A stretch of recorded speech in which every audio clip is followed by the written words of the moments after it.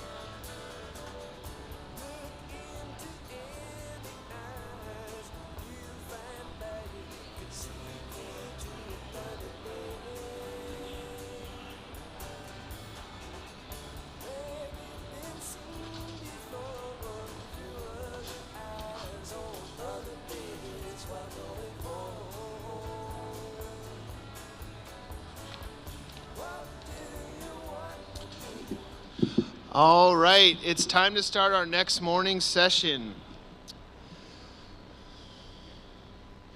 This next morning session's Habitat and Restoration Part 1. And we have 2 plenary talks, and we're going to obviously kick off with our first plenary talk. Our first talk of the session is going to be Rich Carmichael. He's with the Independent Scientific Review Panel, and he's going to share about the ISRP retrospective. So go ahead and take it away.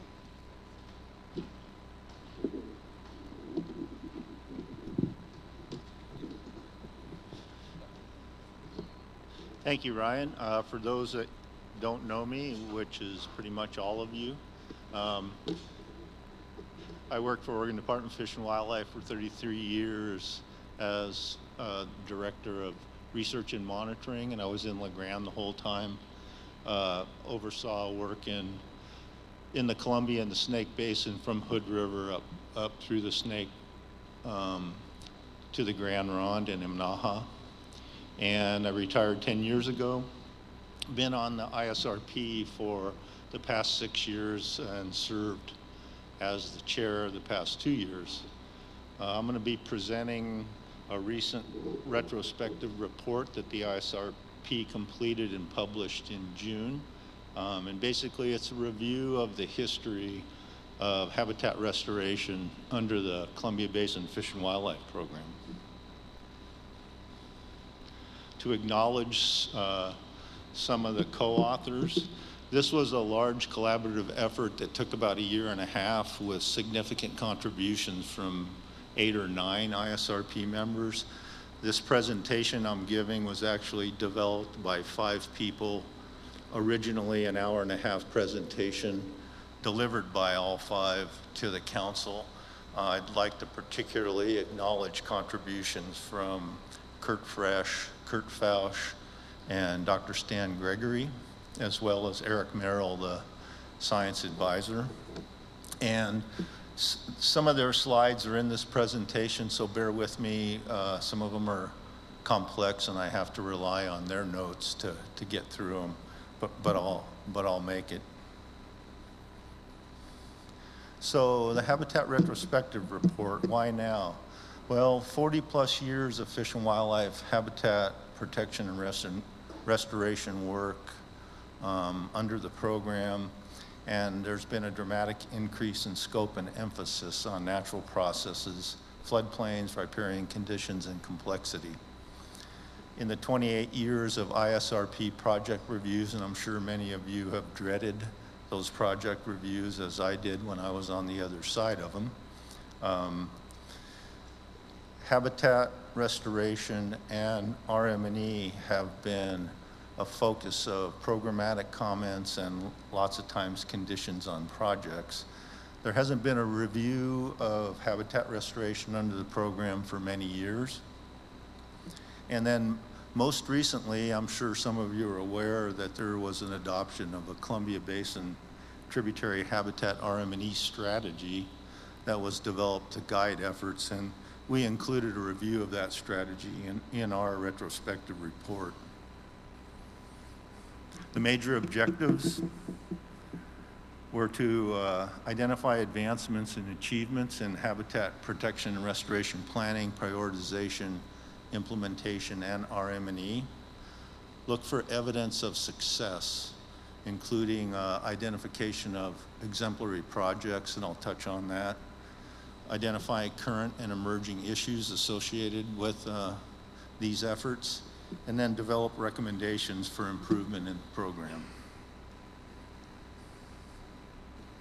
So our approach, we reviewed and synthesized program summaries and project proposals going back about 25 years. We looked at reports in over 360 publications, mostly drawing from the Columbia Basin, but also from the general literature. We reviewed the habitat RM&E strategy, as well as all the ISRP and ISAB reports. This review focuses on salmon, steelhead, and trout. Not much in there related to trout because the effort is much smaller than the anadromous fish. We also touch on wildlife projects briefly, and we focus on restoration types that target habitat processes. So the organization of the report is, it's sort of organized around the adaptive management framework that the ISRP has developed. It has an introduction, planning and prioritization, restoration methods review, RM&E.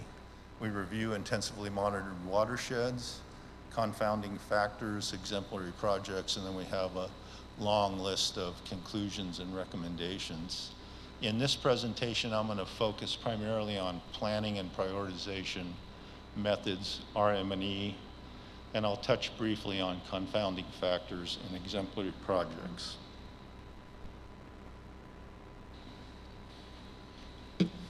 Regarding planning and prioritization, so 40 years of Fish and Wildlife, Northwest Power Council Fish and Wildlife Program, a whole bunch of different Fish and Wildlife Program documents with amendments. Of course, they're under a review right now and adopting a revision of the program.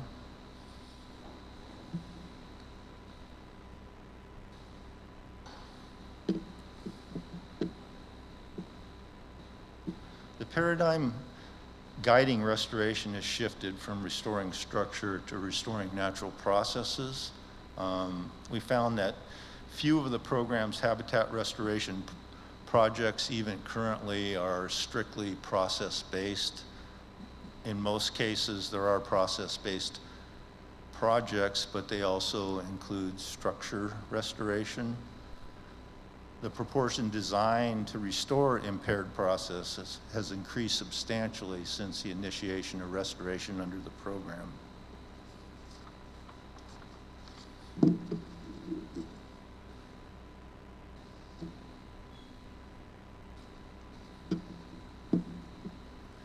Increased recognition of the importance of restoring natural processes, functioning floodplains, riparian conditions, and habitat complexity is highly emphasized in the program now. We saw new approaches and technologies that have improved planning, design, implementation, effectiveness, as well as research monitoring and evaluation. There's greater complexity and integration of restoration actions. Many of the actions in the past were on small scales, and they were opportunistic in many cases based on what landowners were willing to work with the restoration practitioners, and that's changed a lot. The projects in many cases include multiple coordinated projects across large spatial scales operated under umbrellas, like the efforts that you folks have underway here, other places where there's model watersheds. So there's much more coordination and broad scale. There's greater use of landscape frameworks and strategic planning, and there's definitely expanded collaboration and structured decision processes, such as the Atlas and the processes that are used here in the Upper Columbia.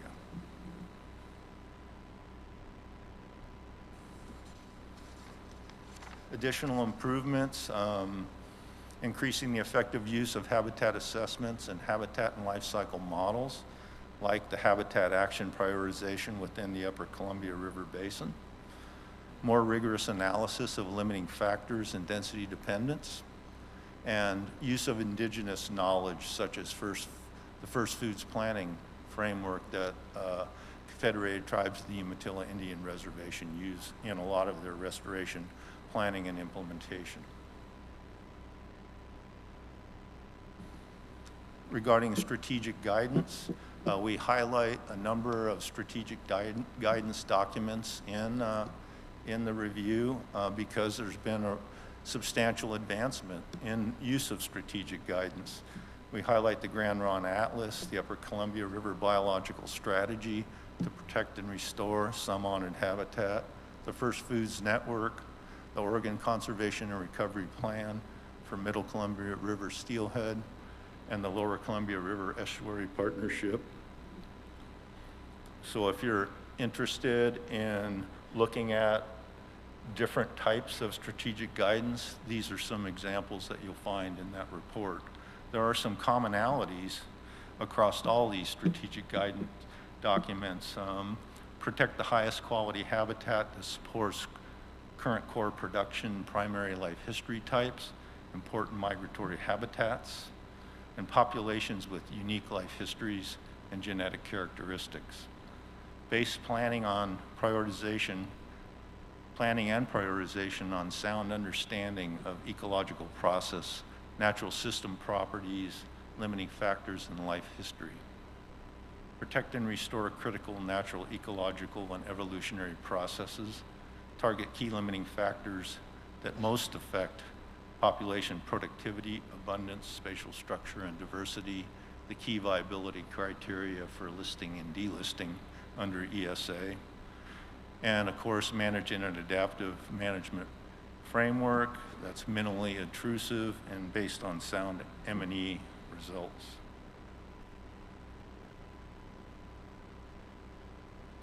Recommendations regarding just some of the recommendations from the report regarding planning and prioritization. Continue to expand the use of strategic guidance. And in those places where you don't have good strategic guidance, borrow it from basins that have it. There's a lot of good frameworks out there that can be used or can be combined with the frameworks you're currently using. Support analysis and use of limiting factors, density dependence, and life history knowledge, including life cycle modeling. We heard about the HARP model. There's a whole bunch of other life cycle models that are really valuable in assisting and assessing and identifying key places for restoration.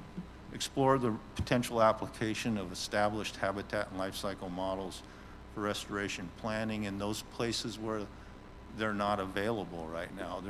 There's a lot of haves and have-nots in the Columbia Basin, and the Upper Columbia is one of the haves, and the Grand Ronde's one of the haves, but there's a lot of subbasins that don't have the tools. But these tools are available, and there should be an effort to transfer those to other places and adapt them for use. Emphasize and incorporate process-based restoration and the pre-project assessments necessary to support that in the planning and prioritization process. And then again, address subbasins that lack the adequate approaches and transfer some of these approaches to those basins.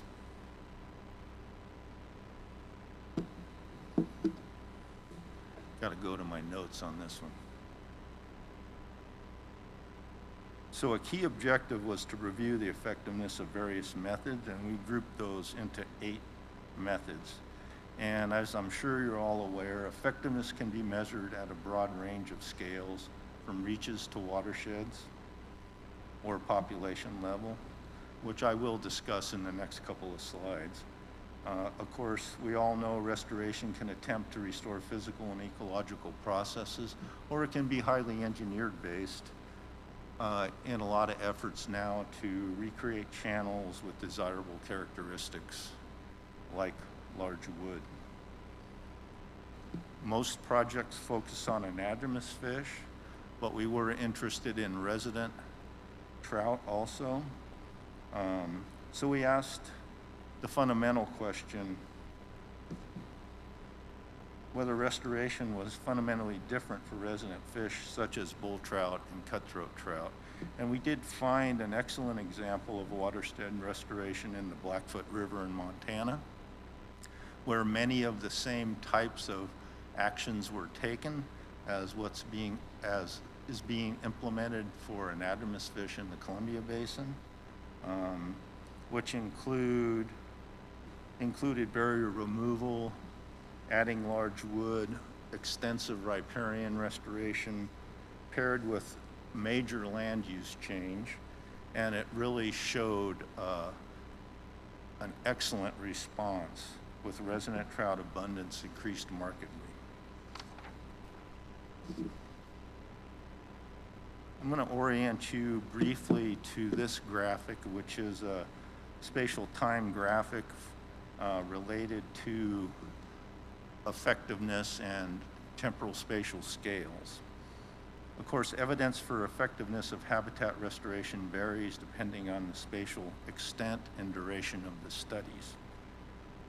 Some studies evaluate restoration after a few years, conducted in reaches of 100 meters, such as some of the efforts of the AEM, the Action Effectiveness Monitoring.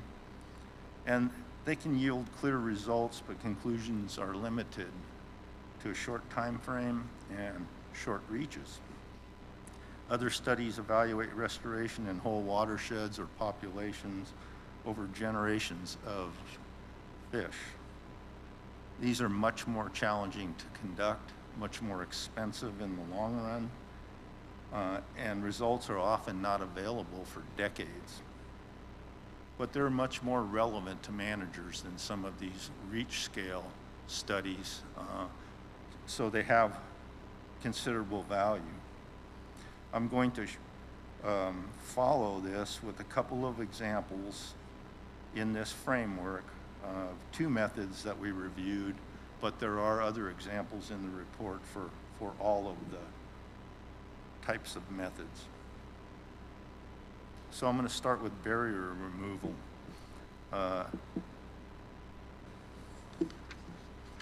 I'm sure you're aware that there are tens of thousands of barriers in the Columbia River Basin that block access to habitat upstream, and barrier removal is one of the most common types of restoration actions.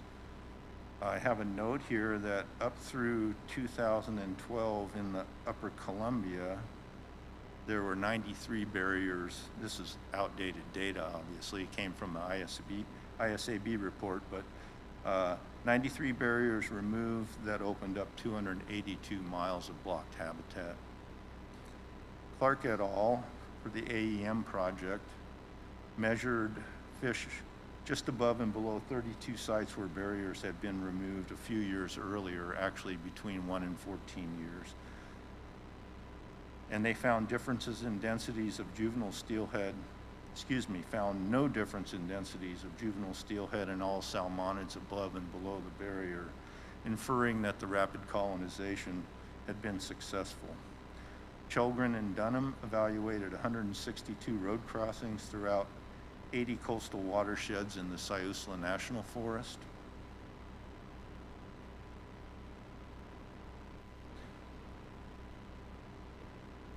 They found that culverts replaced to U.S. Forest standards increased fish access 40-fold. However, location in the watershed was very important, less than 10% of the 116 miles of habitat opened up or colonized because the habitat above many of the barriers removed was narrow and steep and had low suitability. Bilby et al., summarizing a number of IMWs, which didn't have extensive analysis, but they conducted a tally type analysis, and that showed that of 10 IMWs where barriers were removed, fish colonized upstream in 9, and they measured increased juvenile or smolt density, survival, or growth in 8 of 10, so very successful. Overall evidence over a range of scales shows barrier removal is one of the most common and successful habitat restoration actions. Using the same framework to look at adding large wood that creates pools and complex habitat is obviously used extensively in the Columbia River Basin, including the Upper Columbia. Clark et al. And the AEM analyzed 29 projects completed 5 to 6 years earlier on average. They found they increased pools and habitat complexity by 20 to 40%, doubled or nearly tripled counts of juvenile Chinook, coho, and steelhead, increased wetted wood by 10 times, and increased juvenile Chinook by 3-fold. Bilby et al., looking at large wood or BDAs that were installed in 12 of 13 IMWs reviewed, showed increased habitat complexity in 8 of 12, positive responses of juvenile and adult fish in 10 of 12. Large wood or BDA additions were typically only one of the actions that were taken, so many of these were coupled with other riparian projects or fencing and such other actions. There was no change in densities in unrestored pools nearby compared to those segments further away. So they basically concluded that this wasn't just a shift of fish moving around to this created habitat, it was actually an increase in capacity.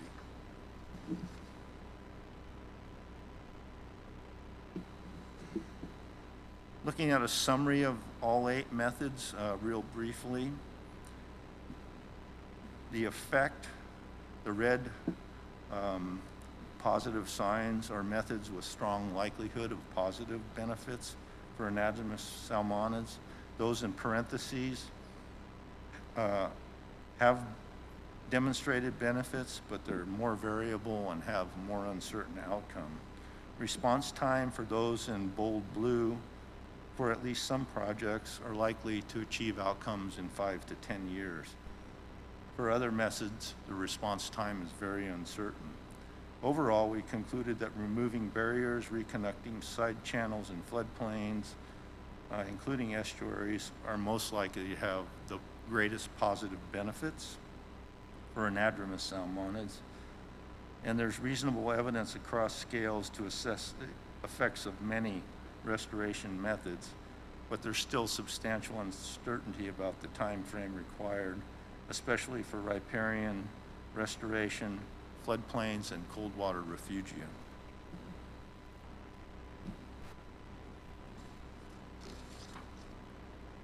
Summarizing our methods recommendations, protection is critical and should always be considered in tandem with restoration. Process-based restoration should be emphasized over structural-based restoration approaches. Of the 8 methods, removing barriers, reconnecting side channels, engaging floodplains have strong likelihood of positive benefits. Barrier removal, flow enhancement, and wood additions are likely to achieve results in a short time frame. Riparian forest floodplain function restoration have longer and much more uncertain time frames. There's a need to continue to support long-term projects like IMWs and the kind of work that's going on in the Upper Columbia, what I called collaborative efforts, to answer these key current and future restoration uncertainties, especially in the face of climate change. When we look at the kinds of environments that these salmon might encounter under various climate change scenarios. It's really important to be monitoring for the long term to see what the responses will be. There is a need to develop a coordinated, broad-scale study to monitor and evaluate effectiveness of floodplain reconnection, riparian and meadow restoration, and creation and restoration of cold water refugia. And I think a couple presentations following this one will at least address some of the floodplain recommendations we have here. I'm going to move on to research, monitoring, and evaluation. So the ISRP reviewed the Columbia Basin Tributary Habitat RMNE strategy, which I'm sure many of you are aware of. And we concluded that it describes a consistent and logical approach to assessing physical and biological benefits of restoration. It's built around 5 key management questions that address 3 important goals of restoration, as well as implementation effectiveness. And we found much to like about this broad, collaborative, and inclusive approach, and it fits well within the adaptive management process. We did find some shortcomings. The strategy emphasizes project and reach level monitoring, but it provides limited guidance on the challenging problems of scaling up results to watersheds or populations. It does not provide guidance or algorithms for statistical analysis of the data. There isn't an implementation approach described for the strategy, so it's a little uncertain how it's going to be implemented. And then there's no plan for assessing the effectiveness of implementation of the strategy. So those are things that probably need to be worked on in the future.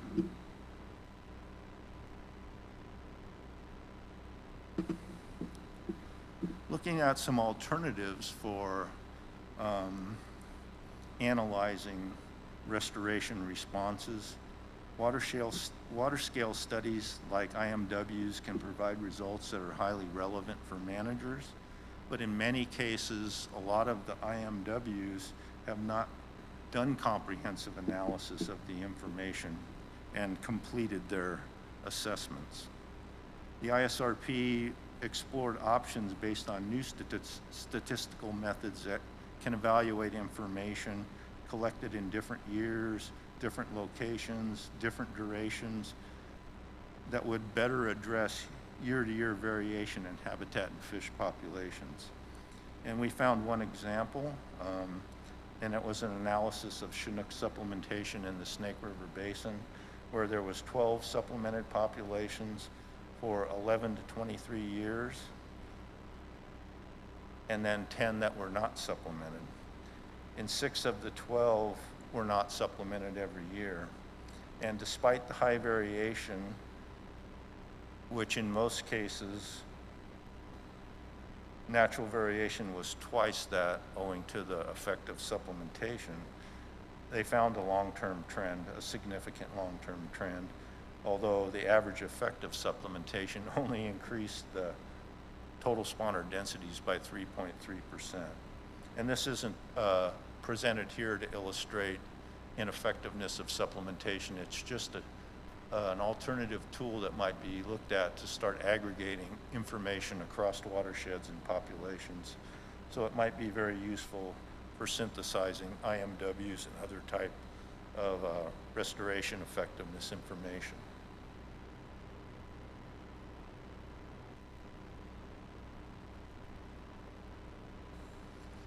Regarding confounding factors, we identify and discuss a whole array: climate change, landscape change, ocean conditions, non-native species predation, hatchery fish and supplementation, dams and reservoirs, water quality, density dependence, logistical factors like planning timeframes, engineering timeframes, how the landscape may change during the time that you're actually planning the restoration actions, especially for large-scale complex restoration, and then interactions among factors. And of course, you guys are all aware that these things have dramatic effect on the response of fish to tributary habitat restoration factors. Recommendation, looking ahead, develop tools to try to forecast future conditions, and I think we saw a little bit of that yesterday with the stoplight charts for the ocean conditions, some of that today for projecting out flow patterns into the future. And those kinds of efforts, factoring those into your decisions, where and when and the type of restoration that you should undertake will be important in the future. Exemplary projects. So we identify a number of exemplary projects in this report. I'm not going to present which ones those are, but these are some of the key elements and characteristics of the exemplary projects we identify. They're guided by sound strategy, clear goals, smart objectives, and quantitative desired outcomes. They address key limiting factors and current and emerging threats. There's strong collaboration and partnerships with effective information sharing, and there's effective integration of implementation paired with adequate research monitoring and evaluation to address effectiveness.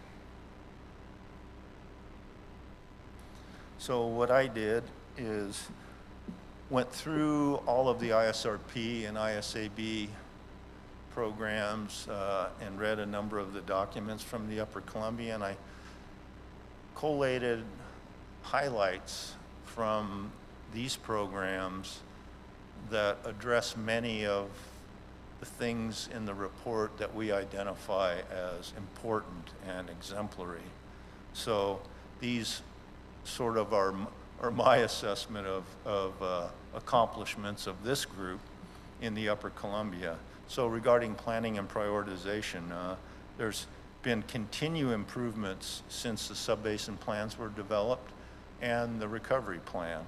So where we're at now, where you're at now, is much further along and further advanced in terms of the recommendations that we provided in this guidance document. There's strong regional technical teams of experts that include the tribes, states, feds, PUDs, consultants, and of course the Salmon Recovery Board support.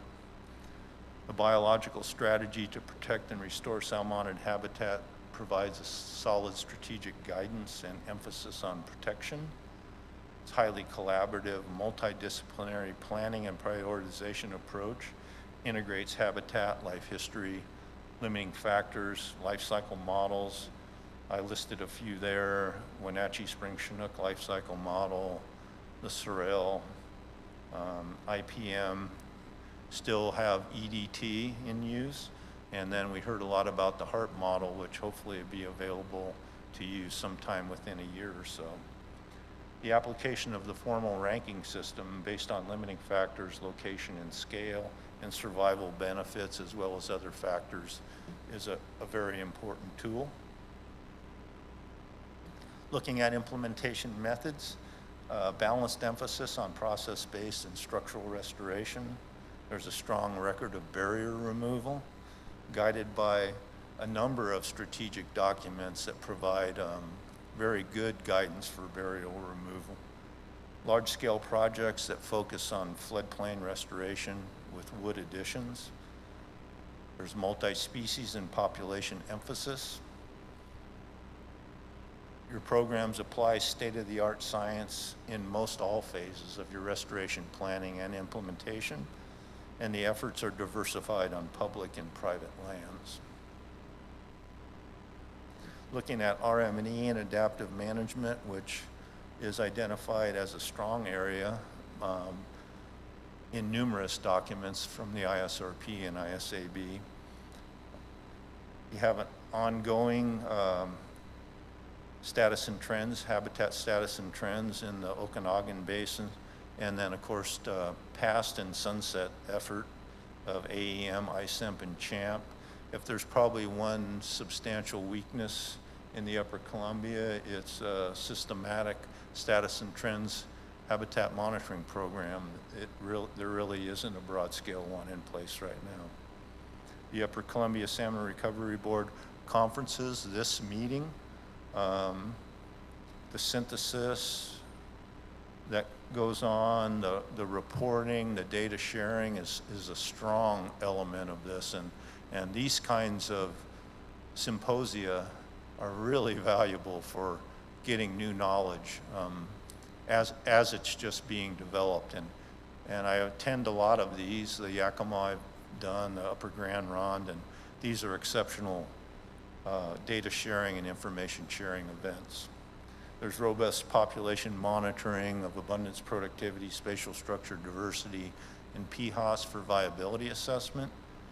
There's efforts to develop fish habitat survival relationships, which is in conjunction with the HARP effort.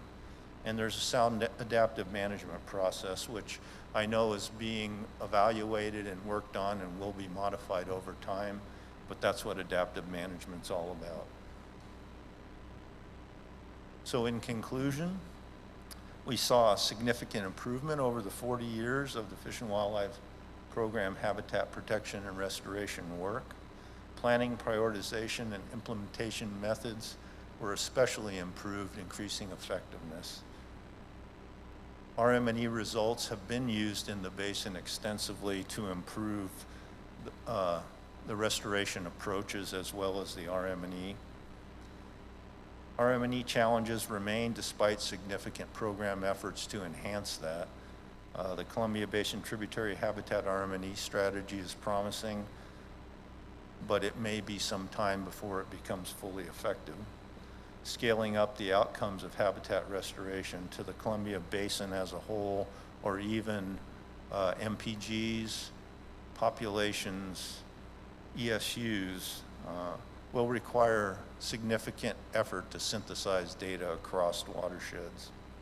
Prioritization of actions and evaluation of success must account for an array of confounding factors such as climate and landscape changes, human population growth, and associated water demands.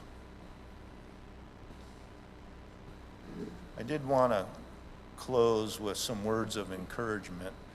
You know, I spent my whole career up in the Snake Basin, and it can be pretty frustrating at times when you work really hard to restore habitat or manage hatcheries or fisheries and not observe much in the way of outcomes when you're all the way at the end of the trail. But I always reminded myself that we're working with populations that have some of the most complex life histories of any organism on the planet. So many life stages that have very different environmental requirements and very high environmental requirements, migratory routes that are thousands of kilometers. These fish encounter every man-induced change and challenge throughout their entire life cycle, from eggs in the gravel to now the ocean, which is dramatically affected by humans now. And you have to keep that in mind when you're working with these fish, that it's going to take a long time in some cases to see outcomes of habitat restoration. But if you don't focus where you are focusing on the egg to smolt stages, protecting those adults when they return, providing good spawning habitat, there will be no fish to go to the ocean. And if without the work that you're doing, I can assure you conditions in these population statuses would be much, much worse than they are right now. So keep the faith and keep up the good work, because it's really critical. And keep those things in mind when you get down, because there's so many confounding factors that are out of your control, but that doesn't mean you're not doing great things. Thank you.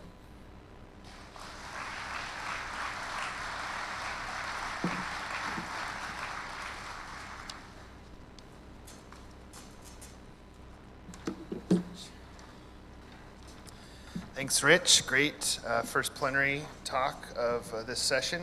And for we're having a second plenary talk for this session is going to be Phil Roni with Kramer Fish Sciences, and he's going to be talking about methods and strategies for restoring and reconnecting floodplains. So. Good morning, everybody. Thank you for the invitation to speak this morning. I think it's fitting that I'm following Rich because I'm going to talk about a component of the larger Fish and Wildlife program, which is some guidance that we put together for restoring floodplain projects under the Columbia River Tributary Habitat Program, or I should say Bonneville's Tributary Habitat Program. This guidance was put together by myself and the Tributary Technical Team, which includes Ryan Belmore, Jennifer Bountry, Joe Ebersol, Tracy Hillman, Timmy Mandish, George Pess, and Colin Thorne. Probably the question is how many of you know what the Tributary Habitat Program is? Okay, well Sean knows because he's in charge of it. How many of you have ever heard of the TTT, or the Tributary Technical Team?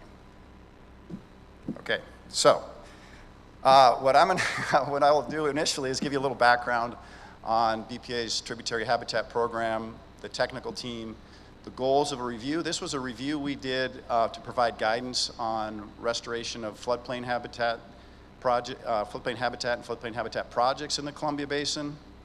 And we went through the different, all the way from start to finish, assessing watersheds and identifying floodplain projects, prioritizing those projects, the design of those, monitoring and evaluation, and adaptive management. So once I give you a little background on that, I'm going to go through what our recommendations are for each of those key areas in designing floodplain projects. So the Tributary Habitat Program is a component of the larger Council Fish and Wildlife Program implemented by BPA. It's really their ESA Tributary Habitat Program. It's part of the requirements under the Federal Columbia River Power System Biological Opinion. That opinion requires that the action agencies will establish a Tributary Habitat Steering Committee that will oversee the Tributary Habitat Program. So the Tributary Habitat Program is the ESA component of the larger Fish and Wildlife Program, and it's all these habitat projects implemented to benefit ESA-listed fish. The BIAP also requires that the action agencies will establish a tributary technical team of technical experts to provide science guidance to help support the program. So that's where we came in. And you guys know the story on floodplain, why there's some emphasis on floodplain projects. Obviously, floodplains are some of the most ecologically important habitats, most diverse, really productive aquatic and terrestrial habitats. They're also some of the most degraded.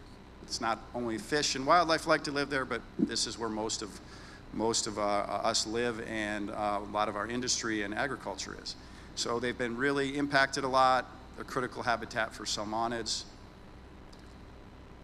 In the Columbia River Basin, 15 years ago, 20 years ago, floodplain projects were not that common. But in the last 10 or 15 years, the number, size, scope, and complexity of these projects has dramatically increased. As Rich said, there's a number of new techniques out there that are being used to restore floodplain projects. But there's a lot of varying degrees of success on these projects, both with traditional and newer techniques. And there's some need for some guidance on best practices to maximize the success of floodplain restoration projects. So the Tributary Habitat Steering Committee tasked us, the Tributary Technical Team, with synthesizing the latest science to provide guidance on restoration of floodplain projects. So now you know what the TTT is and the Tributary Habitat Steering Committee is, and the Tributary Habitat Program. So the goals of our review, our white paper, were, as I said, to review and synthesize the science and provide guidance and best practices on watershed assessments for identifying floodplain restoration opportunities, prioritizing floodplain projects, designing floodplain projects, evaluating those projects, and adaptive management of projects and the Tributary Habitat Program. Now, successful restoration in general and successful floodplain restoration requires integrating all those 5 components. So I'll provide you some key points on each of those, some examples. I could probably give a 20-minute talk on each one of those sections, so I'm just going to hit a few high points on each one. So let's talk a little bit about watershed assessments and really The goal of these is assessing the conditions and identifying, assessing conditions across a watershed or region and identifying those restoration opportunities.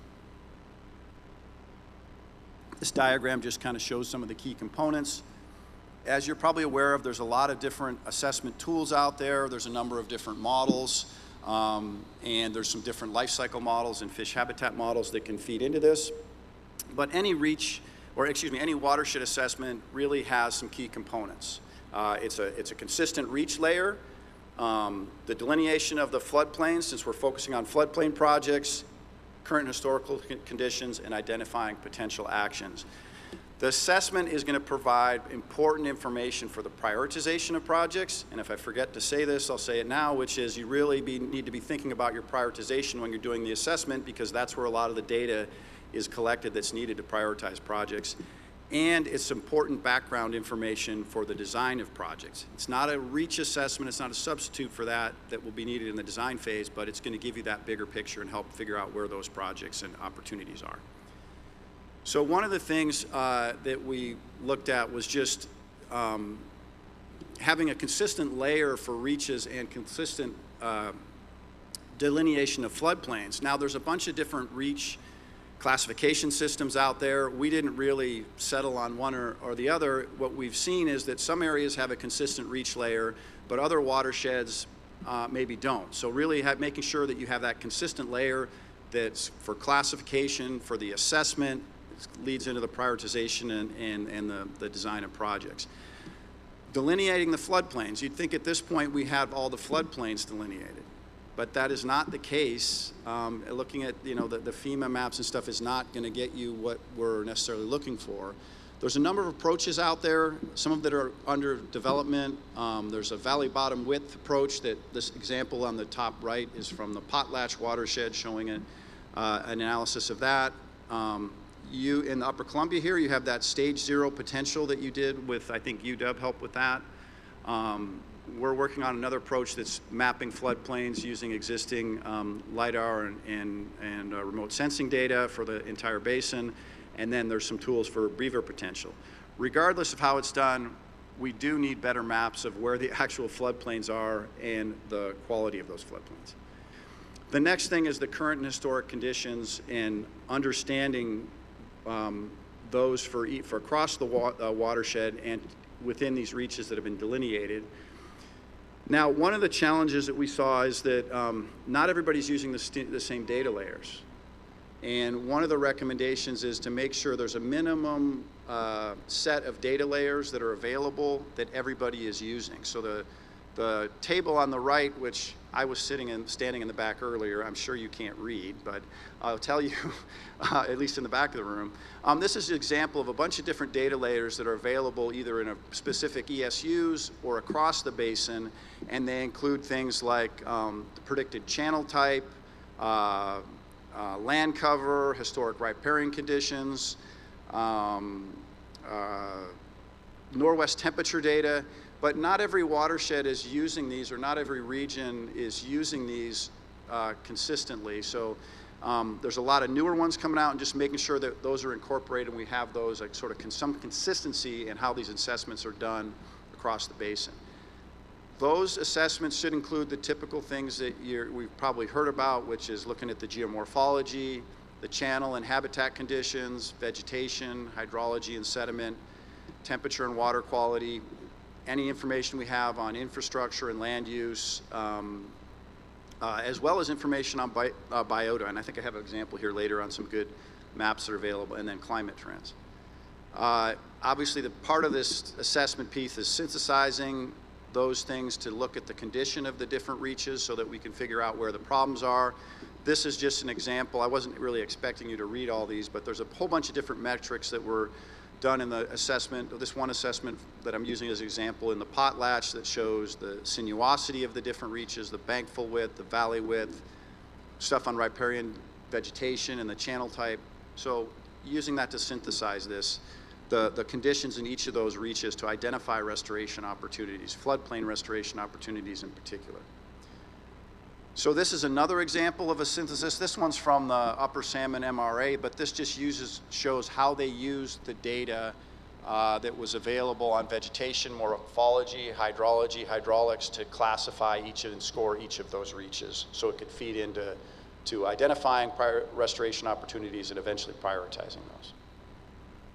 So the key kind of components of the watershed assessment and sort of the key from this part of our document, and this document is will be available at the end of next month. It's about 100 pages, so it's hard to get everything in this talk. But the key things on the assessment are making sure we have a consistent reach classification system, identifying and delineating those floodplains, assessing the current historic and current historic conditions, using consistent data layers, assessing the potential of those reaches to support fish and biota.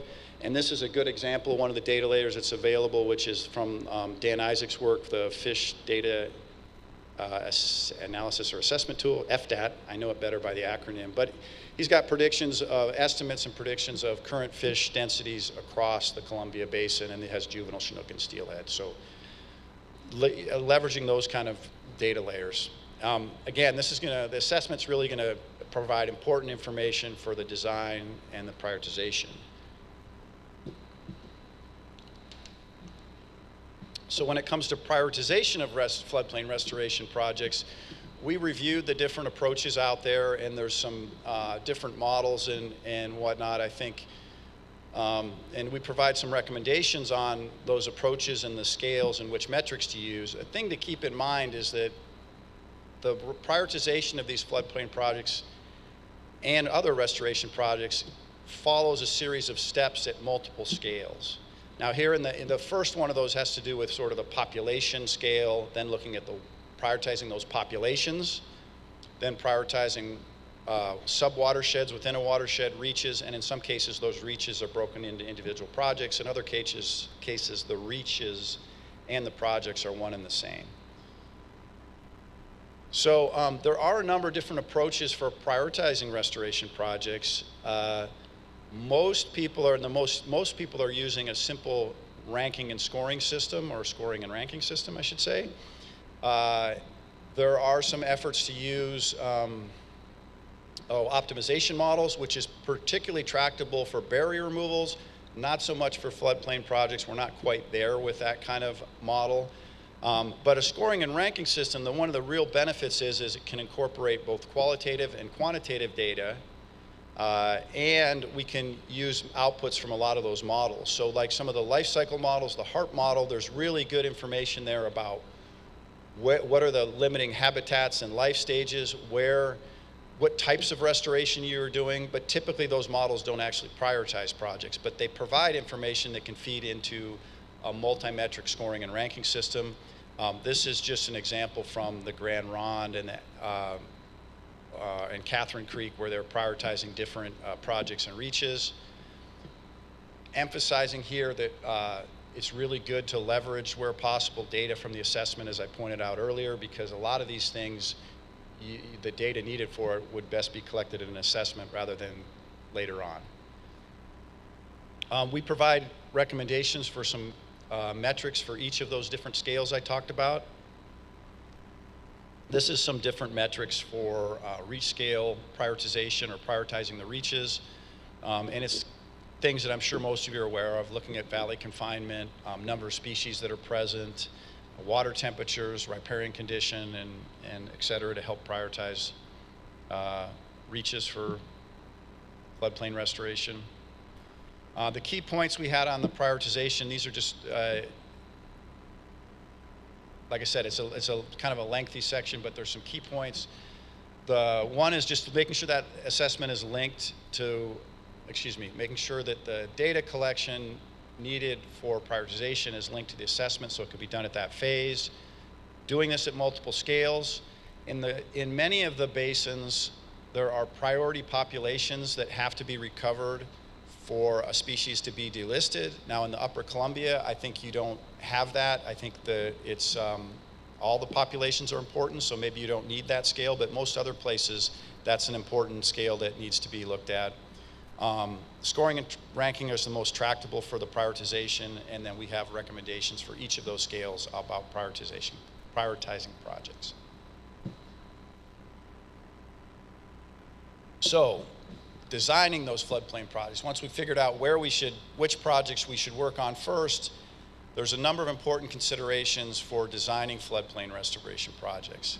They include a more detailed assessment at a reach or site scale. From that, getting information on determining goals and objectives and specific design criteria, developing alternatives, using models to help evaluate those alternatives, and then finally design and permitting. I'm going to focus with a couple examples on the first 3 or 4 of these bullets. So on the reach scale or site assessment, it's getting more detailed information than was done in that watershed assessment on the specific reach where the restoration is going to occur.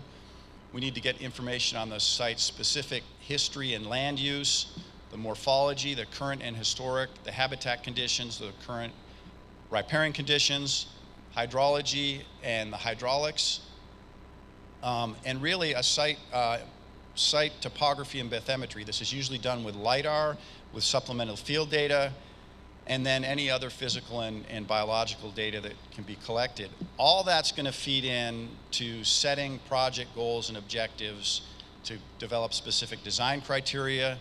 Ideally, for a floodplain project, you're developing a hydraulic model to help look at the floodplain current connection at different flows, but also to look at some of those different design elements and help you with setting target and reference conditions for the design and developing those design alternatives. So some important considerations for developing those design alternatives.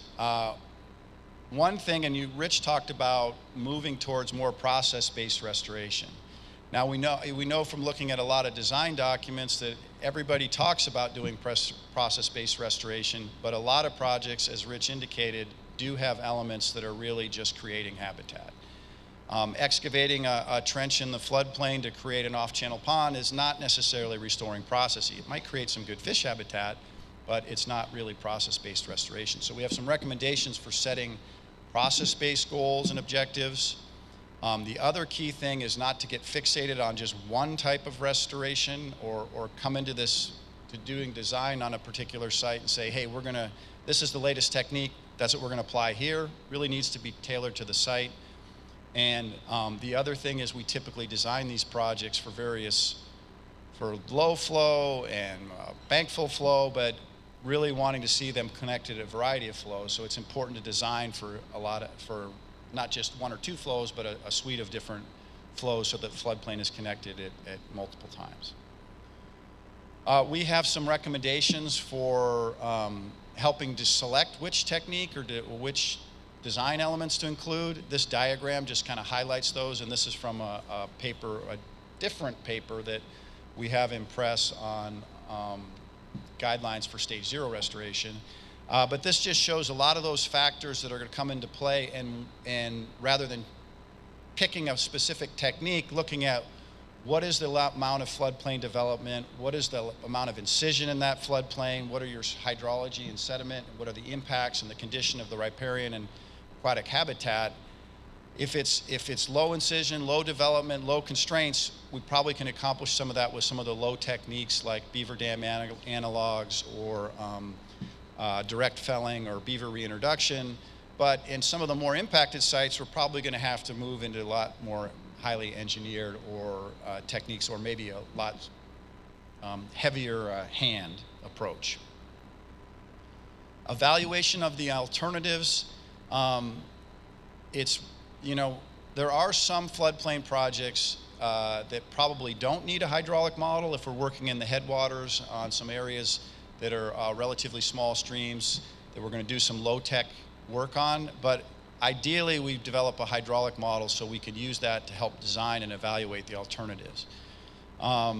And this example I have on the right is from the Upper Grand Ronde, where there's some design alternatives for restoration of the Upper Grand Ronde mine tailings project. The top are these are outputs from the hydraulic model. That's the depth, and you see the existing condition. Initially, there was a proposal to just completely regrade the valley, which would, this is a bank full flow, would pretty much flood the whole valley. And then there's the modified design on the right, which is not to completely regrade everything, but just take down some high spots and try to leave some some mature vegetation that's there. Below is the habitat suitability index modeling. This was a reach that's highly used by Chinook salmon. Those are the bright yellow areas are those hot spots for Chinook spawning. The complete regrade would have eliminated most of the spawning habitat in that reach. So the modified design would maintain that, but increase some off-channel rearing habitat. So it's just an example of trying to use the models, both hydraulic modeling and some biological models to evaluate those alternatives. And then other important things are obviously the amount of risk and the constraints that are under at the particular site. So the key points on designing floodplain restoration projects is really, and I think I took out the slide that set the process-based goals, but setting goals and objectives and really process-based targets. Designing alternatives should consider the suite of restoration activity or suite of restoration techniques, not just one technique. And looking to get that floodplain connected at various flows, not just a bankful flow.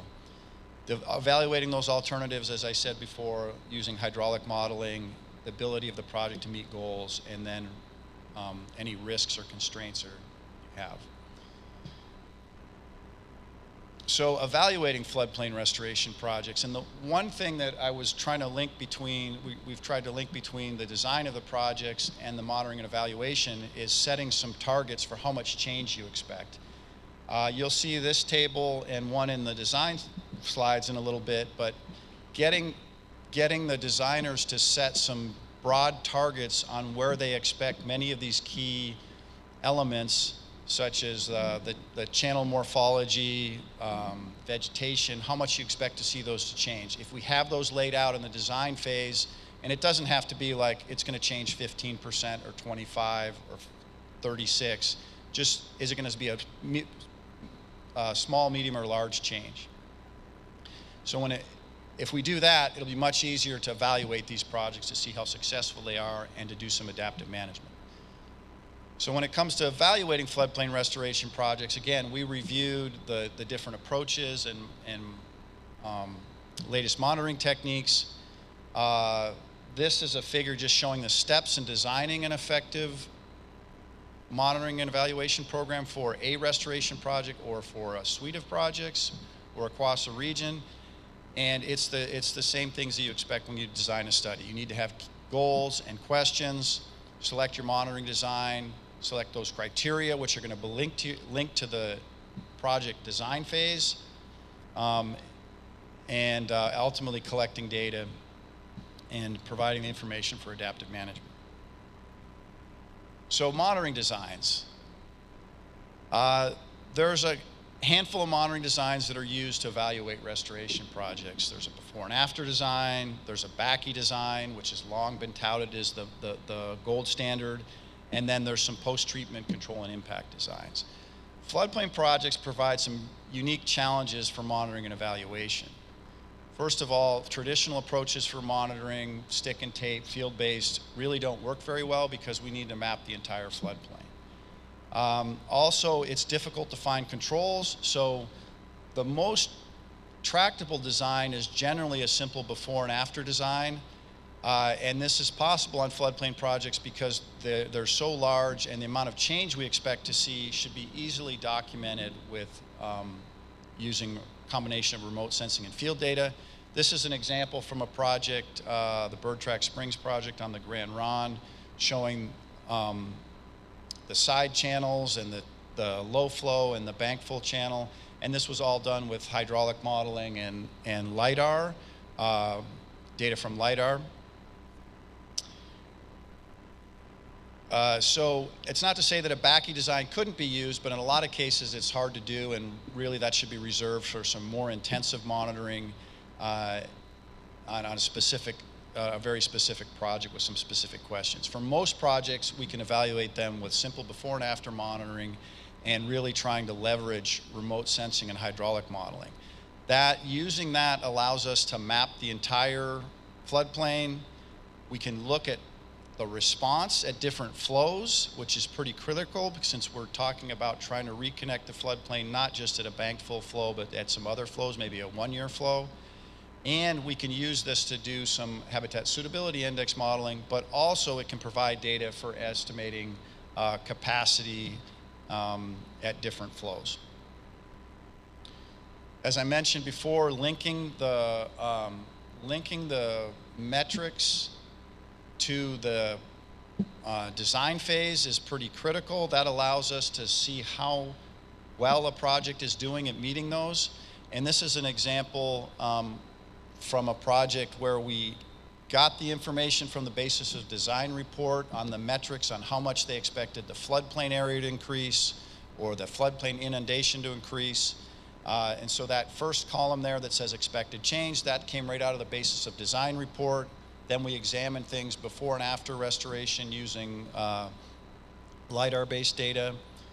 And then we have the percent change. This allows us to see how big those changes are and if there's some areas that we're not quite meeting targets and what we might do on this project to improve things, adaptively management, or what we might do on future projects.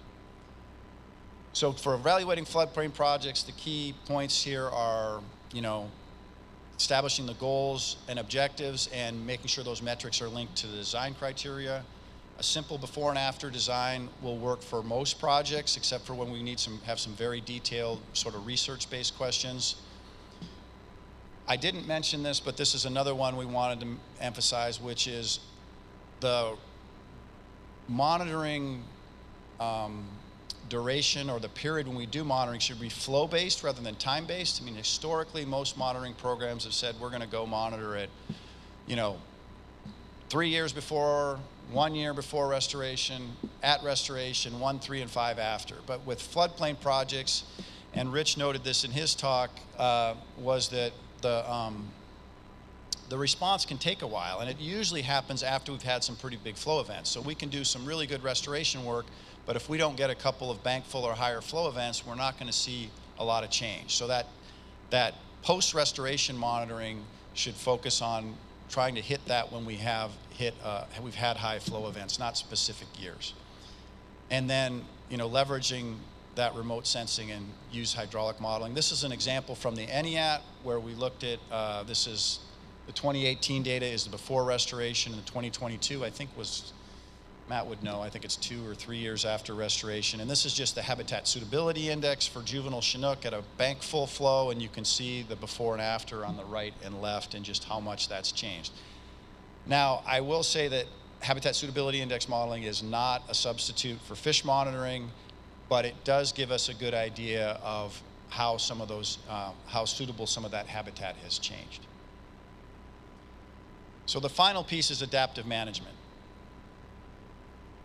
And we have recommendations for this. It ties together all those steps in the restoration from the assessment all the way to the design, implementation, and evaluation. It needs to be systematic, iterative approach that's going to occur at multiple scales. And so we reviewed the different adaptive management programs that have been implemented in the region. There aren't too many of them that have been done. And we have some recommendations for that. If you look at probably two of the best, well, probably the best known one is from the Columbia River Estuary, which is a very long-term program, and there's some good lessons learned from there. More recently, the Grand Ronde is a very old program that's been going, they've been doing restoration for more than 20 years, maybe 30 years, and they recently formalized their adaptive management process, and they had all the components. And that's what we see across the region, is lots of regions or watersheds don't necessarily have an adaptive management process, but they have a lot of the key components. So they just need to formalize that. So we have recommendations for formalizing it and what some other watersheds can do or regions to have a robust adaptive management process. So just a summary, we provide guidance on all those 5 key steps in the floodplain restoration process to try and help get more effective projects on the ground. Success is going to depend on integrating those things, those 5 different areas and analyses across spatial scales, from the region to the watershed to the reach to the specific site, and then different temporal scales from a few years to 5, 10, or more.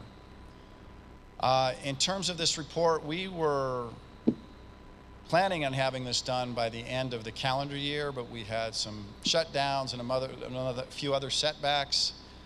So we're finalizing that report. We should have it. It's going to the editor at the end of the month for formatting.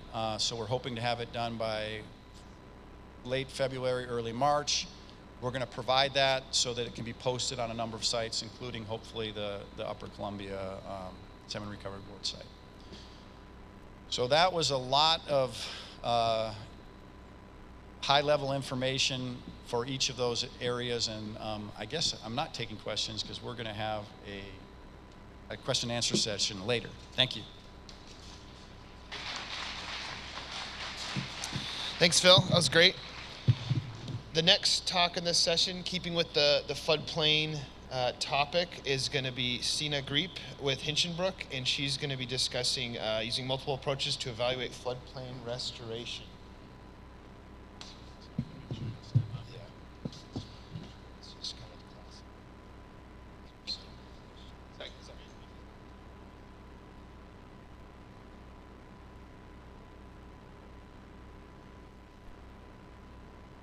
All right, while I'm waiting here for the slides to appear.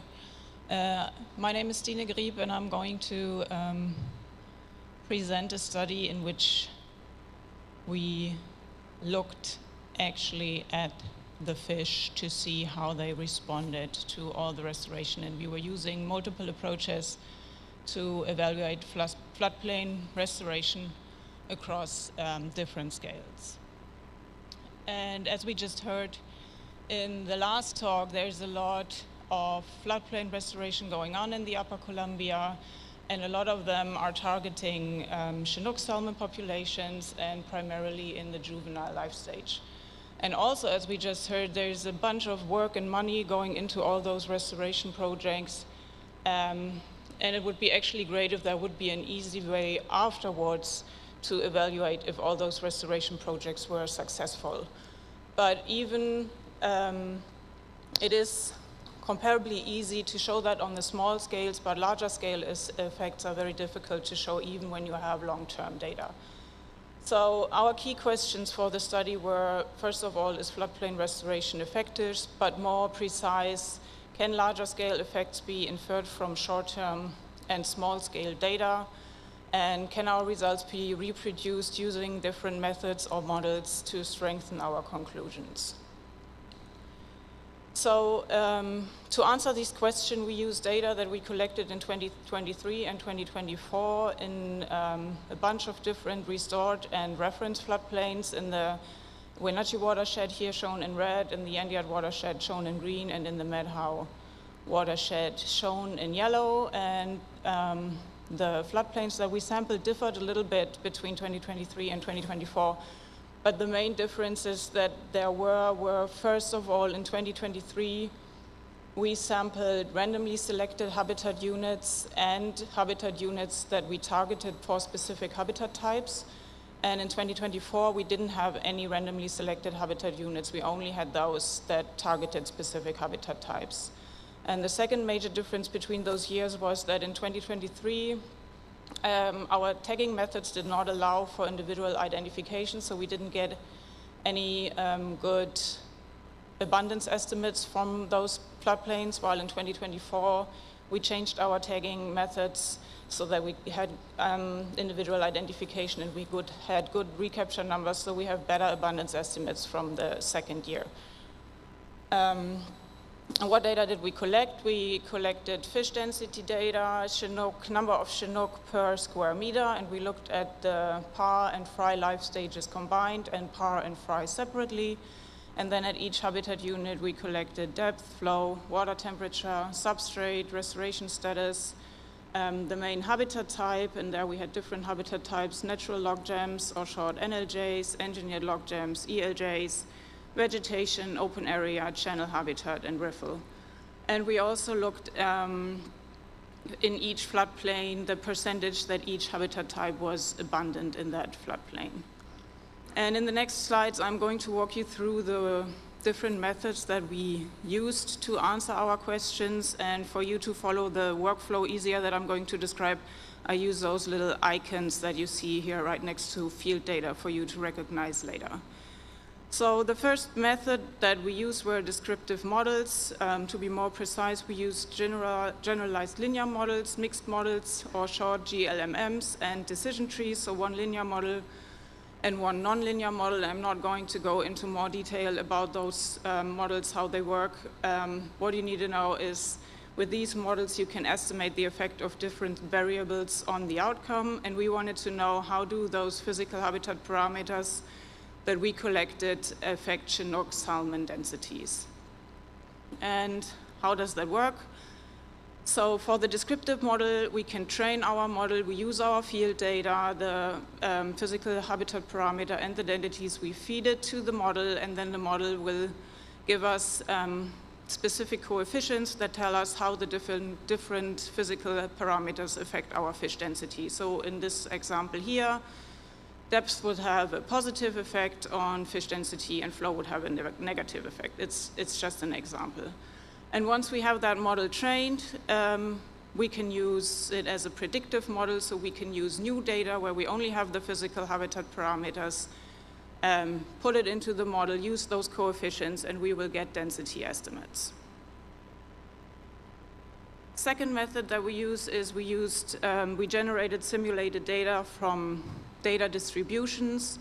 So if I collect different parameter in the floodplain, for example, depth, I will get different values, and then I can look at the different, at the distributions, how those depth is distributed in the floodplain. And if I can fit the distribution to all my physical habitat parameters, I can then randomly pick from those distributions values, and I can use those values to create simulated data which will have the same distribution as the field data. That's just an easy way to get more data with the same distribution that will cover the entire range of diversity that I would find in my floodplain.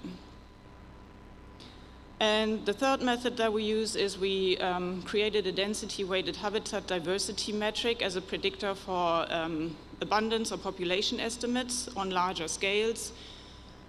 We use the Shannon Diversity Index. That's just an index that you use to see how diverse is something. So in our case, it was how diverse is the habitat in our floodplains.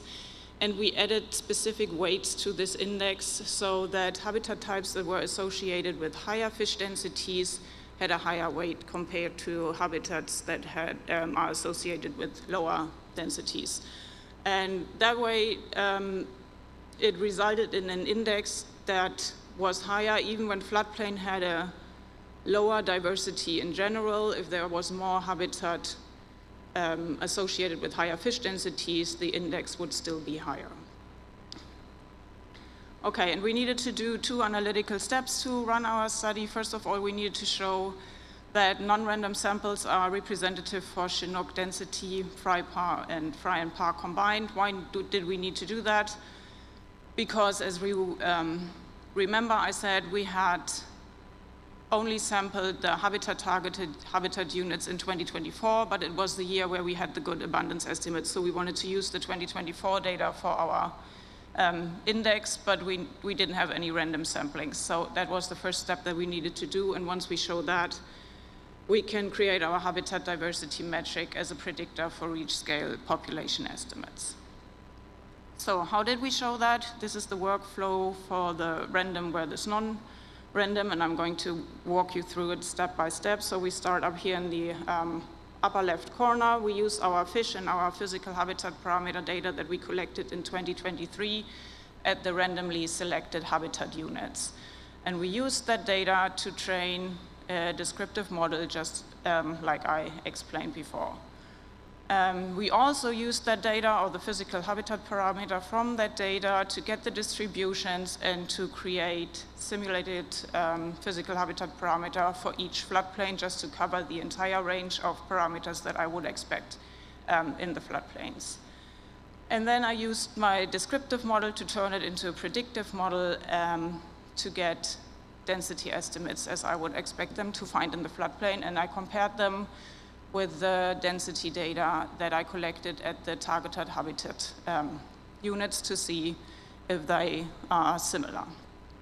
And here you can see our results. So on top you see it for fry and par combined, in the middle for fry, and on the bottom for par. And you see on the x-axis all the floodplain reaches that we sampled, and on the y-axis you see the density predictions. And in blue you see the predictions from the model from the randomly selected habitat, and in green you see the ones from the non-randomly selected habitat units.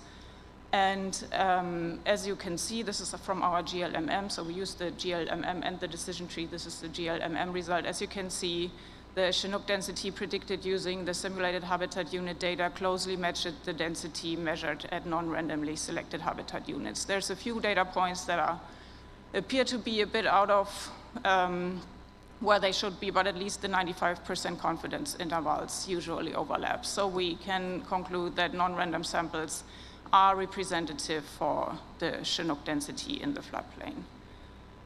And this is the results where we use the decision trees. It looks a little different, but the general idea is the same. The results basically support what the GLMM already said. So now that we answered that question, we could go and work on our density-weighted habitat diversity. And this is looking a little more complex, but again, I'm going to walk you through it. So the first steps, what you see circled in red here, is basically the same thing that we did before. The only difference is that we used fish and physical habitat parameter data that was collected in 2024 at the non-randomized habitat units or replicates. So we used that data, we trained our model, we created simulated data from the habitat distributions, and we got density predictions from the data. Next step that we did is we used those predicted densities to get the distributions for each habitat type in each floodplain. So we would have density distributions that we would expect to find at each habitat type in each different floodplain.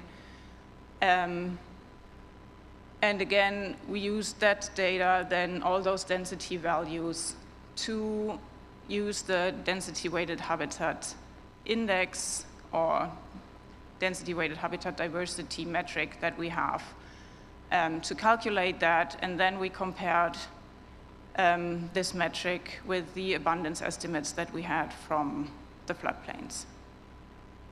And here you can see our results, and again you see the GLMM results first, and we have the density-weighted diversity metric on the x-axis and the population size estimate on the y-axis, and this is for all the different floodplains that we have.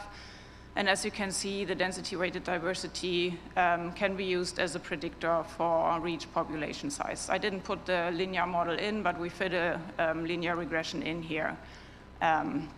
So higher density-weighted diversity correlated with higher population size.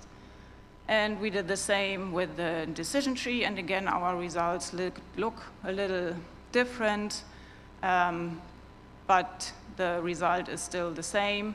Plus, here we can see that the restored reaches are all shown more in the upper right corner, while the reference reaches are more shown in the lower left corner, which suggests that restoring floodplain conditions is actually increasing juvenile populations on the larger scales. So just to walk you through this again as a recapitulation is, so what did we do? First of all, we used our 2023 data with the random and non-random replicas to run simulations to answer the question, are non-random samples representative of floodplain Chinook density in the floodplain? And when we checked that box, we used our 2024 field study data on the non-random samples, and we ran simulation to estimate habitat diversity for each floodplain to answer the question, does weighted habitat diversity predict abundance at the population scale? And we checked that box as well. So to conclude, floodplain restoration effects were detected at both reach and population scales. Consistent results, we had the same results independent of which model we used. The the method is applicable to short-term data, unlike many studies that are looking for large-scale responses that need long-term monitoring data. And the management implication is create, in your floodplains, create diverse floodplain habitat. And if you have to choose between different habitat types, focus on those habitats that are connected with high fish densities. And with that, I'd like to thank all the funders and partners and our crew, and thank you.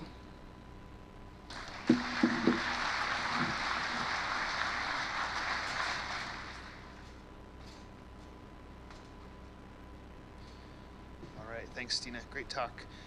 Keeping with the floodplain theme is going to be our next and final speaker for this session, Carlos Polivka with U.S. Forest Service Pacific Northwest Research Station, and he's going to be talking about food webs of restored floodplains. So, just going to stand here. All right, I'm going to try to pull this out and do my thing here. Some people call it pacing, I call it traveling. Hopefully I won't stand in front of the key slides too much. Anyway, I am Carlos, and thought I was going to be the first and only person to talk about the aquatic food web today, but I was happy to see that it came up during the discussion during last session. So it's great that we're all considering this and are starting to think about the food web and how food resources affect the distribution and performance and behavior of fish in these study systems. I'm going to be talking about our floodplain, restored floodplain systems, and so here are the key questions we're going to be visiting here, and are they distributed according to habitat types? Is the food web distributed according to habitat types within the floodplain? And does the complexity vary according to habitat type? And is density associated with the food web structure? And do fish select foraging habitat based on food availability and foraging opportunities? So really quickly, because we're talking about the Upper Columbia, we want to address key priorities and data gaps. And so the data gaps will be that this type of work addresses is spatial scale of habitat projects, particularly floodplain projects, and limiting food as a limiting factor. So some of the specific hypotheses is whether the habitats will differ we predict that the habitats will differ in invertebrate composition and overall diversity. The food web will predict some foraging opportunities, and there'll be some variation by habitat type within the floodplain. Food web structure will drive consumption, meaning they might select specific prey items. Diet preferences might differ among habitats, and the trends in behavior will reflect patterns in the overall density of invertebrates and myofauna and the availability of the primary prey. So our study system, we have 4 major floodplain reaches, all restored in this case, and there are 2 in the ENIAT, the Area F, or Gray F, and the Area B, or Stormy B, and then 2 in Nason Creek, the Nason Oxbow site off of the highway to Lake Wenatchee, and then the Merritt Oxbow site. And so we, just to recap the habitat types, they're the same as the ones that Stine was talking about, but just to describe them really quickly.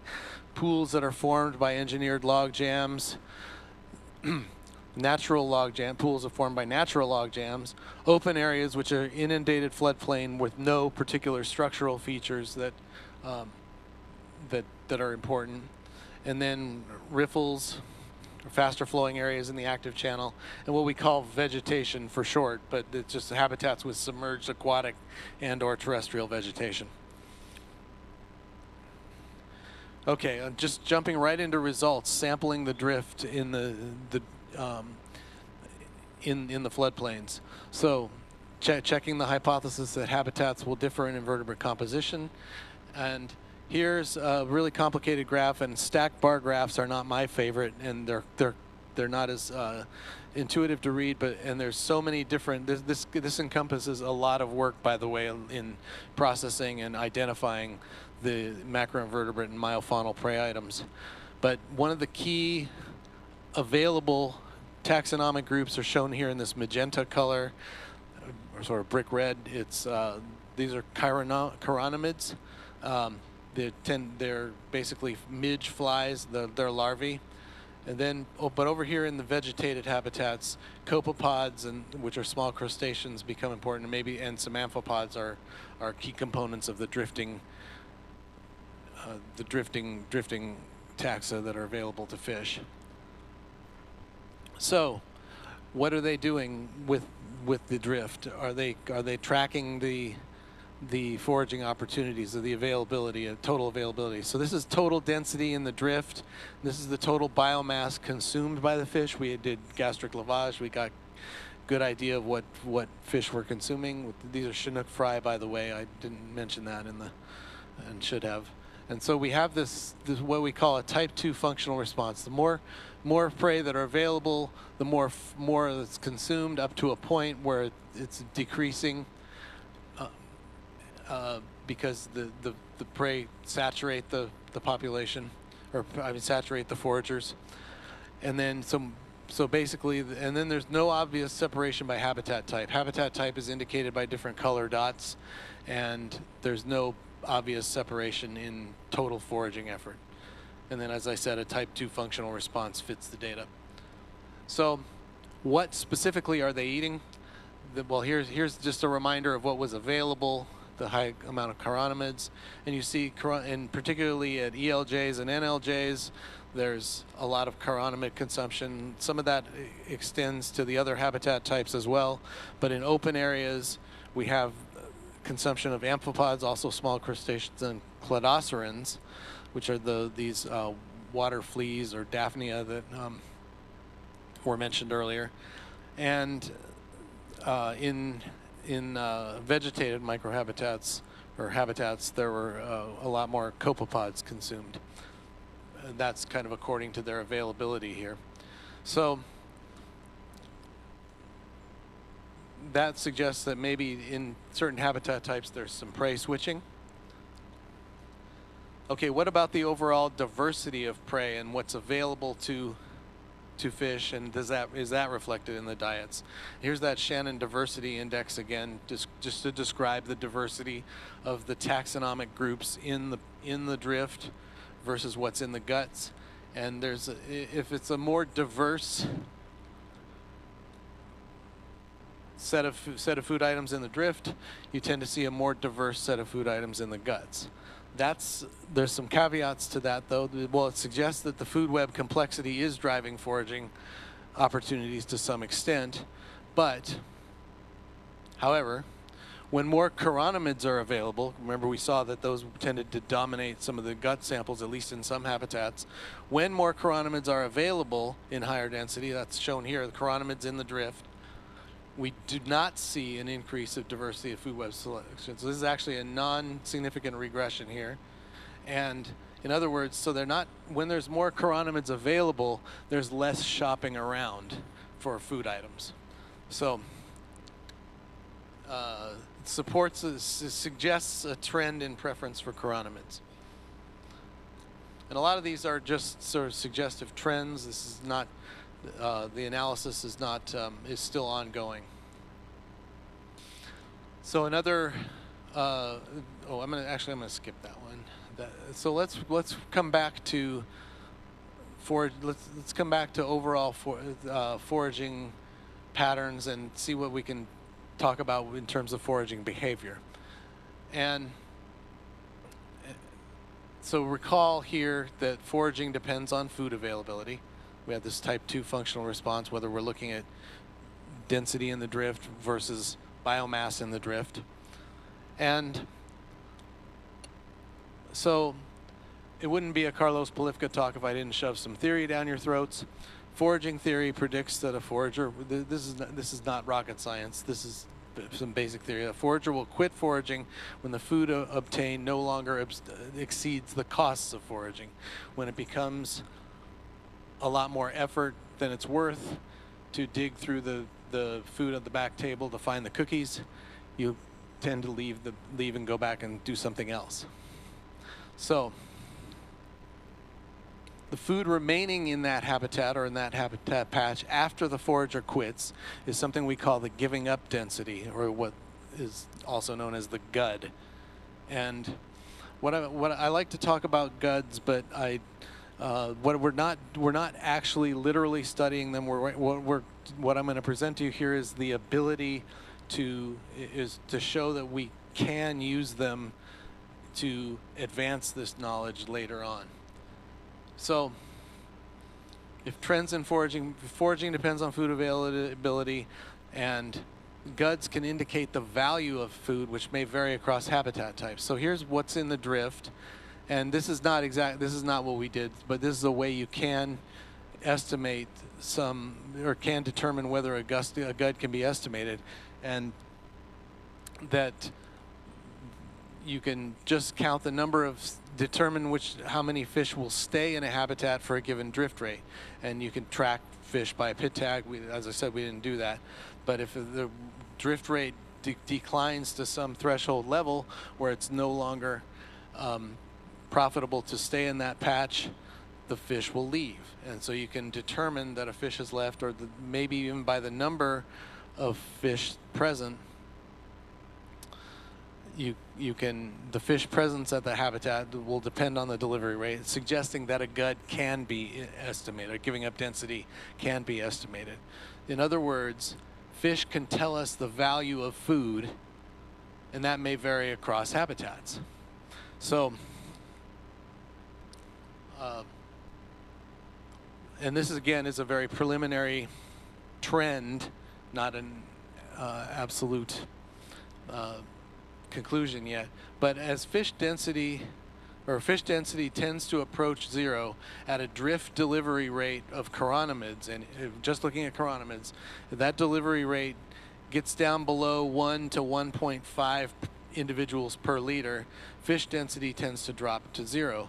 And particularly that appears to happen in open areas and riffles more frequently, because that's where the drift density tends to sit. But also in what's kind of interesting is vegetated habitats, and there's huge error bars in last year's data, but it's just 1 year of data and a fairly low sample size.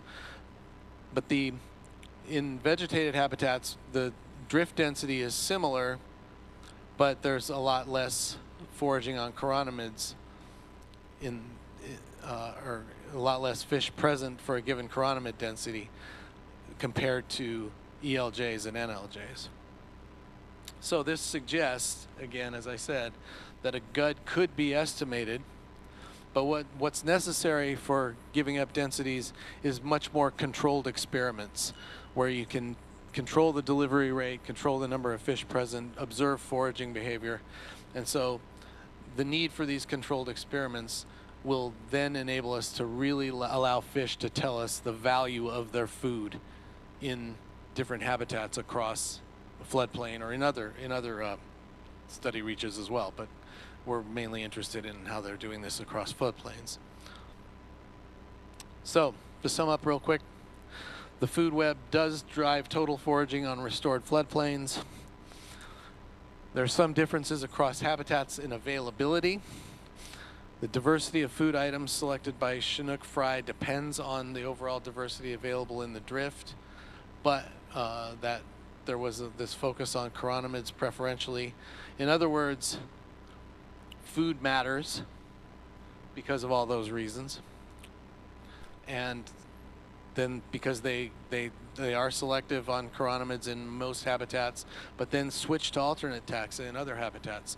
So this also suggests that it's important to look locally at the food web to determine how productivity is driving fish density and fish performance in restored floodplains. So, but again, more than a few caveats, because these data again came from 1 year of study last year, and the analysis is still ongoing. We got set back a little bit by a government shutdown, and so the analyses are still proceeding. And They were limited to considered chironomids primarily, and there are other species to consider, so it's looking at the food web a little bit more closely is necessary. To estimate giving up densities to really tell us the value of food across habitats, we need to do controlled experiments. There may be cases we've observed some cases where a fish may have foraged in a different place or at a different time than when we actually caught it and sampled its gut contents. And then we have a bioenergetic analysis of all this that's still pending. Just to do a shameless plug to understand better where I'm going when I'm talking about giving up densities and foraging behavior, here are a couple of references, and I'll leave you with this, and you can contact me if you're interested in having these discussions. I'm always interested in discussing foraging ecology. And so with that, I'll leave you with that, and thank you for your attention.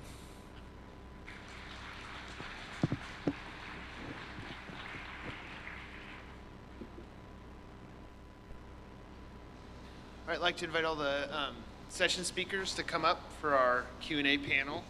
And while they're doing that and while the mic runners are coming up, just a shameless plug for our feedback, which is the QR code is on the little white, small sandwich board piece of paper there. And yeah, like I said, anything, themes for next year, potential session topics. One idea that came to mind is maybe a session on kind of post is it December 2025 flooding. It'd be interesting to see kind of how projects fared after that, large flood event. So anyway, yeah, any feedback is welcome. So any questions on our habitat and restoration session speakers? I got a question for Carlos. I probably got like 10 questions for Carlos. In your work, did you look at so sampling drift within a floodplain habitat, prior to that being wetted up, it was dry, so there was no drift, there was no food availability, there was no habitat for fish. Did you look at all how the different prey community differed over time, like within kind of time since wet up, like it's a new habitat, it's an old floodplain habitat. Did that diversity shift over time, and did you have any inclination on where the prey were actually derived from? So if you're sampling an ELJ unit downstream of a riffle, was it really the riffle that's kicking out the food, and then the more complex pool habitat downstream just offered cover for fish so they were free to eat lots of chironomids? That is a lot of questions. Primarily, so the temporal effect is one that we are able to look at. We have not yet. As I said, these are sort of ongoing analyses, and so that change over time. We have about a 5-week sampling gradient, basically, that we can look for differences. What I showed today was everything all sort of lumped together, but we can look at that temporal effect, and that's a good point. So thank you for that. And let's see, what else did I have to address in that set of questions? There's just like where the food was actually coming from in terms of all that. And I just want to thank you all for doing all this work on the floodplains. I think it's really opening up a lot of understanding for folks that are restoring floodplain habitats. So awesome work. Yeah, thank you. And one thing as far as that spatial component, it would have been nice to be able to get into the benthos a little bit to see how the benthos was sort of seeding what's in the drift, and that would have given a better idea, a better answer to that question. But sort of funding limitations and time limitations, particularly the time to process those invertebrate samples, make it really hard to made us have to make a choice to sample the drift versus the benthos. So we can't answer that specifically at this time. Yeah, I got a question for Carlos. When you were looking at the highest density of chironomid drift coming out of the riffles, were you able to did I read that figure correctly? Those were, the higher densities were available in, of chironomids were at the ELJs and NLJs. So more and probably in the pools. I was just wondering, separating that out from just general invertebrate production within the riffle. And, but I misread your figure, so thanks. Okay, sorry.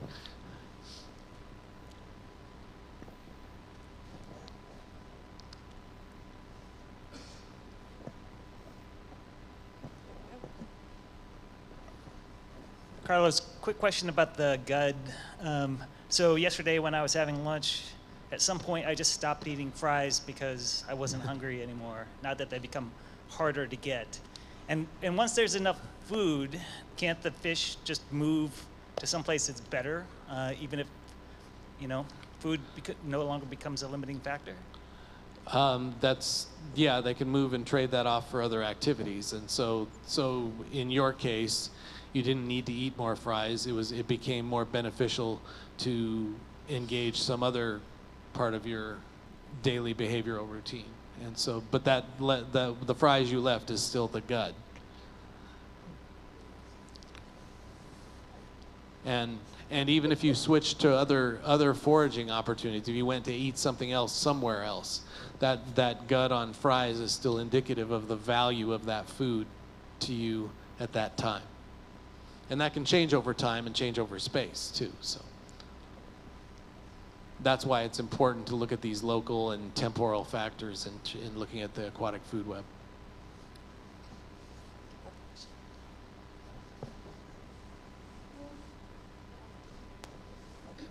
This is for Rich and maybe Phil too. So we talked about, in the other talks, about complexity, increasing floodplain complexity with restoration. Were those considered, or is it more re-wetting floodplain that you considered in terms of floodplain restoration? Given that most floodplain restoration are trying to reconnect floodplains, but there's also obviously an element to increasing complexity within currently wetted areas. Was that considered in either of your reports? Yeah, it was considered in Rich's. I don't know about Rich's. Well, I mean, I don't think we distinguish between projects that were wetting the floodplain versus ones that were just trying to increase the complexity of the habitat or increase the cover or quality of the habitat in that, because because most projects do a mix, and also it's just not often separated like that. So Yeah, I would agree that in our review, when we looked at the floodplain information, complexity was embedded in our assessment of the value of the floodplain, not separated necessarily, unless it also included other elements of placement or recreation of side channels or something like that. Just one other thing, Griep, in the section on design and selecting techniques, we talk a bit about, creating habitat versus restoring the floodplain and the function and that, because there's a lot of projects that, hey, this is a floodplain restoration project. It's like, well, no, that's really a habitat project. You created an off-channel pond, or whatever the element is. So we talk a little bit about that and trying to focus on restoring process. It's not bad to have those elements in a project. It's just that those are, there's some projects that seem to be purely habitat enhancement versus restoring the connectivity and the process.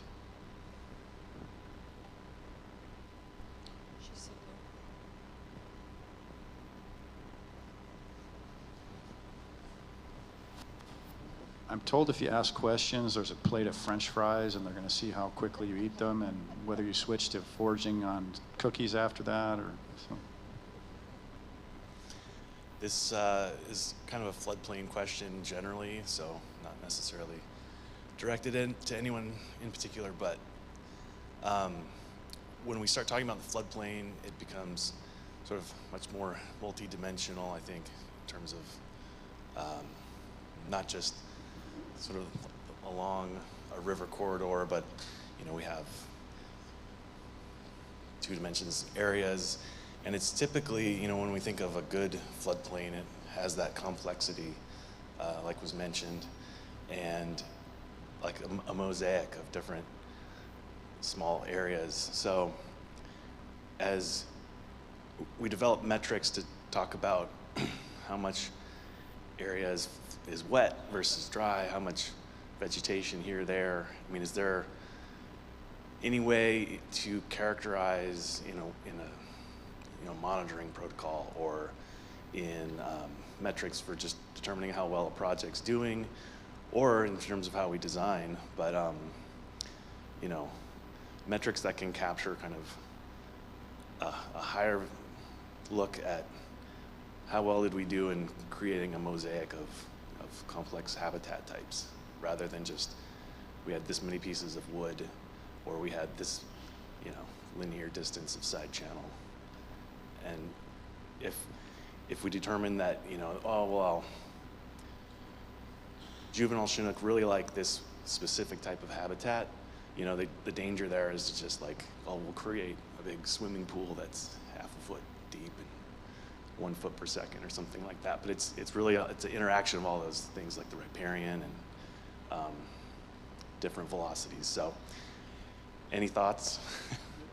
I'll take a first crack at that. I think maybe I'll phrase what you said as a question, which is there a sort of are there metrics or some kind of multi-metric index that would capture the complexity or the mosaic of habitats? And that has been a continual, I think, question and challenge for floodplain projects. On the morphology side, there's a multi-metric index that Massimo Rinaldi and some other European scientists put together. They're called the Morphological Quality Index that looks at a bunch of those, but it doesn't quite get at all those factors. There are some people look at patches and others, you know, like at the number of patches or number of other things. And I can't remember the index that I think someone from the Forest Service, I forget the gentleman's name, that had come up with a type of index on, I think it's Deer Creek or one of those projects. Sean, you might remember. So that is a bit of a challenge. The monitoring I've worked on of floodplain restoration projects, we had recommendations for all these different metrics, and we've been trying to narrow that down to a key group of them. But yeah, there's still some work that needs to be done on that. There's a couple different ones that people are using, but none of them strike me as being quite perfect. I think I can only speak about the afterwards, but that's kind of the index that we were using right now, giving the weights to the density. So yes, you would get a higher index even if you would have just one habitat type that is associated with higher densities, but the index would still be higher if you would add more diverse habitat that might not be associated with these densities. So the best index would always be there if you just have all the diversity, but if you have to choose, you might say, okay, I can have a little less area of a habitat type that is associated with less density compared to this other habitat type. But if you would want to have the perfect index, you would still have all habitat types there, maybe just with the focus more on those that have a higher weight. So I guess it's kind of what we were getting at with the index that I was talking about. Yes, add another index to the pile, Phil.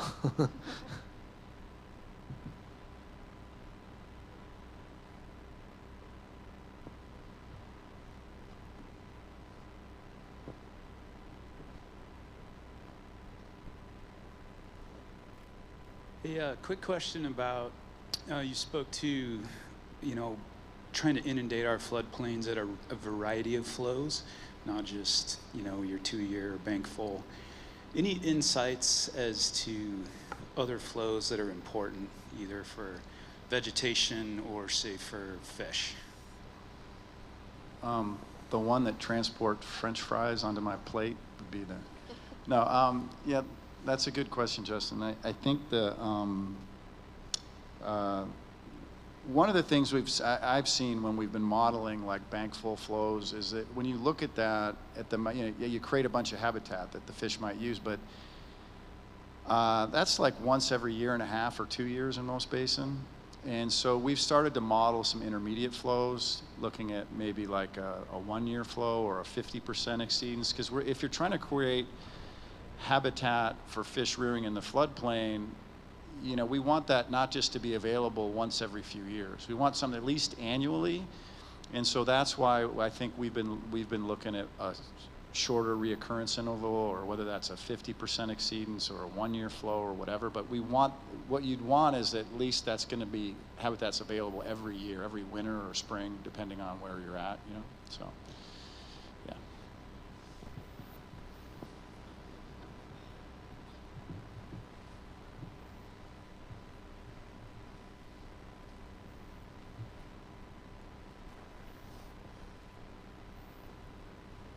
Any other questions?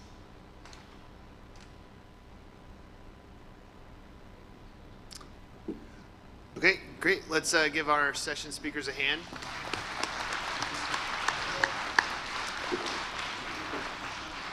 And we're lunches right now, so we'll be back for our afternoon session at 2 o'clock. So 2 p.m. on the dot is when our afternoon session will start.